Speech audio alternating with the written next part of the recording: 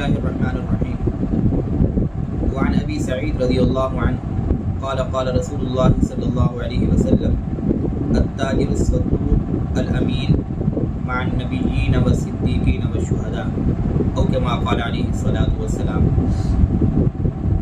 ترمذی شریف کی روایت ہے. حضرت ابو سعید خدری رضی اللہ تعالیٰ عنہ روایت فرماتے ہیں کہ رسول اللہ صلی اللہ علیہ وسلم نے ارشاد فرمایا کہ وہ تاجر جو سچائی اور دیانتداری کا مظاہرہ کرتے ہوئے تجارت کرتا ہے، کل قیامت کے دن جنت کے اندر انبیاء اور صدیقین اور شہداء کے ساتھ یہ تاجر ہوگا.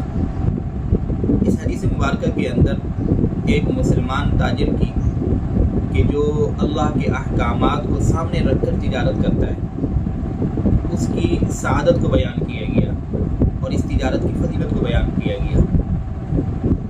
پہلی بات تو یہ ذہن میں رکھیے کہ ہمارا دین اسلام اس قدر خوبصورت دین ہے کہ یہ دنیا داری کے معاملات سے منع نہیں کرتا، کاروبار زندگی سے، تجارت سے منع نہیں کرتا، نہیں روکتا، بلکہ یہ کاروبار کے ناجائز طریقوں سے منع کرتا ہے.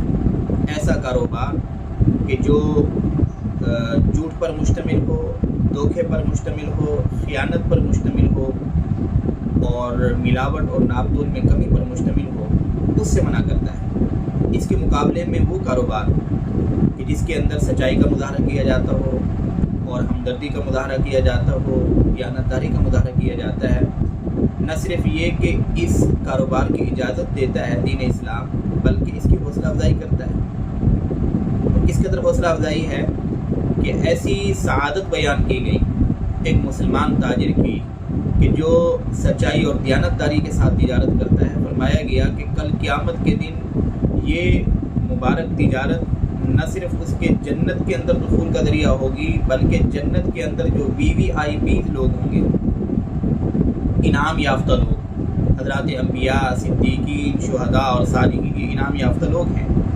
فرمایا کہ ان کی رفاقت کے اندر اس تاجر کو جگہ ملے گی، یعنی ان کے ساتھ اس کو جگہ ملے گی، ان کی معیت میں، ان کی رفاقت میں، عام جگہ پہ نہیں، انتہائی پروٹوکول میں VIP لوگوں کے ساتھ کل قیامت کے دن اس خوش نصیب تاجر کو جگہ ملے گی. آپ خود اندازہ لگائیے کہ آج دنیا کے جو VVIPs ہم نے اپنے ذہنوں کے اندر بنائے ہوئے ہیں، چاہے وہ سیاسی لیڈران ہوں، جماعتی قائدین ہوں یا کوئی اور ہوں، اگر تھوڑی دیر ان کی رفاقت اور صحبت نصیب ہو جائے کتنے خوش ہوتے ہیں. موبائل پکڑ کے ہاتھ میں سیلفی لیتے ہیں، ریکارڈ میں رکھتے ہیں، لوگوں کو دکھاتے ہیں فلاں لیڈر کے ساتھ میری ملاقات ہوئی، فلاں بڑی شخصیت کے ساتھ میں نے وقت گزارا. ان لوگوں کا کیا موازنہ کیا جا سکتا ہے، کیا موازنہ ہو سکتا ہے جنت کے انعام یافتہ لوگوں کے ساتھ؟ کوئی موازنہ بھی نہیں ہو سکتا.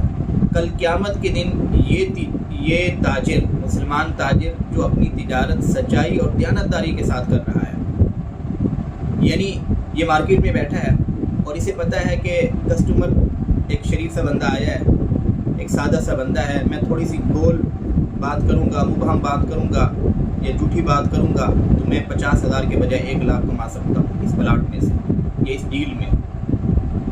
لیکن وہ اپنی اس ذاتی غرض کو، اپنی اس خواہش نفس کو پس پش ڈال کر وہ اللہ کے بتائے گئے احکامات کو سامنے رکھ کر وہ شخص کوئی گول بات نہیں کرتا، مبہم بات نہیں کرتا، صحیح بات کرتا ہے.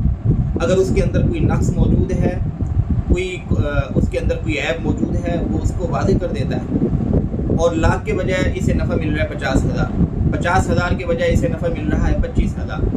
یہ اپنی ذاتی اغراض اور اپنی خواہش نفس کو بس پش ڈال کر دین کے حکم کو ترجیح دیتا ہے، اللہ کے حکم کی تعمیل کرتا ہے. یقین کیجئے کہ آخرت میں تو یہ سعادت ملے گی اس تاجر کو. اگر یہ دوسرے بھی حرام کاموں سے بچتا رہا، یہ سعادت ملے گی کہ آخرت میں جنت کے اندر انعام یافتہ لوگوں کے ساتھ ہوگا. اس کے ساتھ ساتھ دنیا میں اس کو یہ فائدہ پہنچے گا کہ یہ 50,000 جو کما سکتا تھا جھوٹ بول کر، بات کو گول کر کے، مبہم طریقے سے ڈیل کر کے، لیکن اس نے سچ بول کر 50 کے بجائے 25,000 کمائے، 20,000 کمائے. یقین کیجئے کہ یہ جو 50 کے بجائے یہ جو 20,000 ہیں، یہ اس 50,000 سے بھی زیادہ قیمتی ہو گئے.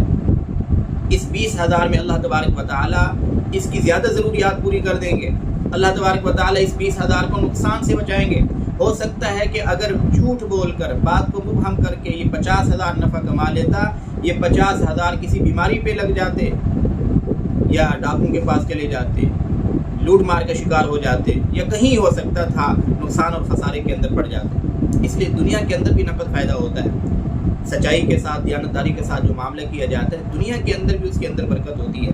اس لیے جو بعض لوگ کہتے ہیں کہ جی اگر ہم جھوٹ نہ بولیں، اگر ہم بات کو گول مٹول نہ کریں تو پھر ہم اپنے آفس کا نظام کیسے چلائیں؟ لیبر کو ہم نے اسٹاف کو پیسے دینے ہیں، آفس کا کرایہ دینا ہے، دکان کا کرایہ دینا ہے، سچائی کے ساتھ مارکیٹ میں نہیں بیٹھ سکتے۔ یہ ان کے خود ساختہ خیالات جو انتہائی جہالت پر مبنی ہوتے ہیں۔ دین کے اندر اللہ تبارک و تعالی نے جو حکم بتلایا ہے اس حکم کی تعمیل میں اور اس کو پورا کرنے میں کوئی بے برکتی ہو جائے سوال ہی پیدا نہیں ہو سکتا۔ یہ اللہ تبارک و تعالی کے بتائے ہوئے احکامات کی ایک درجے تخفیف ہے۔ اللہ کے حکم کی عظمت ہمارے دلوں کے اندر نہیں ہے۔ اس لیے تجارت سے وابستہ افراد کے لیے یہ جو حدیث مبارکہ پڑھی گئی یہ ان کے لیے بہت بڑی ایک موٹیویشن ہو سکتی ہے کہ آج ہم مارکیٹ کے اندر بیٹھ کر اپنے اغراض اور اپنی خواہشات نفس کو اور دنیا کی جو دولت اور مال و دولت کی جو حص ہے اس کو دبا کر اگر اللہ کے احکامات کو پورا کر لیتے ہیں تو یقین جانیے یہ تجارت ہمارے لیے دنیا میں بھی برکت کا ذریعہ اور آخرت کے اندر ایسی سعادت کا ذریعہ کہ جنت کے اندر عام درجہ نہیں بلکہ انعام یافتہ لوگ اور VVIPs لوگوں کی رفاقت اور سعادت ہمیشہ ہمیشہ کے لیے ملے گی۔ اللہ تبارک و تعالی مجھے آپ حضرات کو صحیح معنوں میں دین کا فہم اور اس پر عمل کرنے کی توفیق عطا فرمائے۔